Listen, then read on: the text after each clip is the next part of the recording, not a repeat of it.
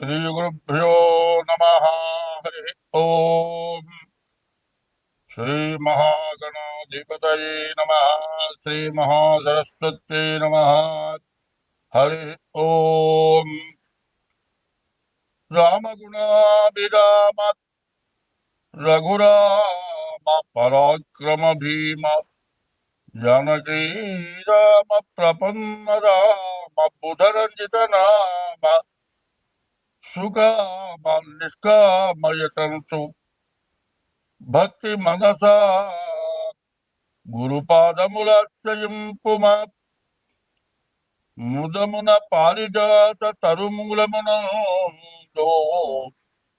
అతి సూక్ష్మ రూపుడై హృది రఘువీరు నామమును ఎప్పుడు చెప్పను చుచు రామ భక్తులం బదలక బ్రోచుచుండు గను వాయుతను దునితిరాదు నీయదను దలంచి భక్తి కుమతి గురుపాదములాశ్రయింపుమా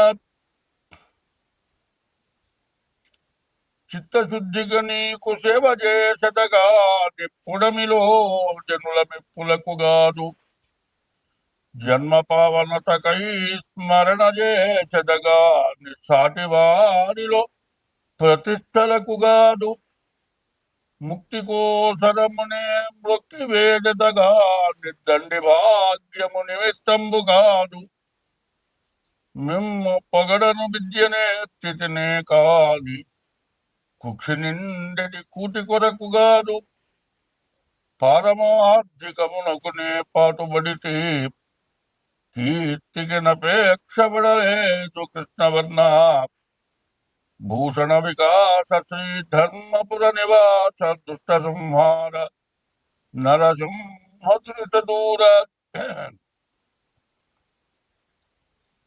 2025 సంవత్సరం మే నెల 1వ తారీఖు నుండి మే నెల మాస ఫలాలు 2025 సంవత్సరం మే నెల 8వ రాశి మకర రాశి. ఈ మకర రాశికి ఏలినాటి శని అయిపోయింది, మంచి టైం వచ్చింది. శని కూడా తృతీయంలోకి వచ్చాడు, మంచి మార్గం చూపిస్తాడు. కానీ మిగతా గ్రహాలు ఏవి బాగాలేవు.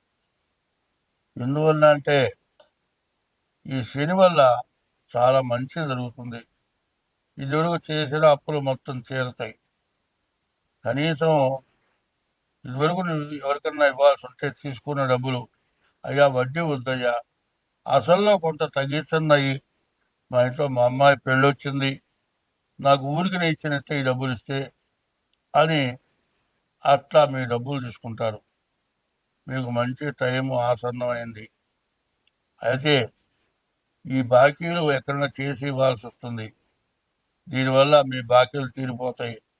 ఆస్తులు అమ్మి కట్టినా కూడా చాలని బాకీలు తీరిపోయి మీ ఆస్తులు మీకు స్వాధీనం అవుతుంది. కానీ ఉద్యోగస్తులు, వ్యాపారస్తులు, చదువుకునే పిల్లలు ఎవరికి బాగాలేదు. ఒక మోటార్ ఫీల్డ్ వాళ్ళకి బాగుంది, ఇంటికి సంబంధించిన పనులు చేసే వాళ్ళకి, ఇల్లు కట్టుకునే వాళ్ళకి బాగుంది. మిగతా ఏ వృత్తి వాళ్ళకి కూడా పూర్తిగా బాగాలేదు.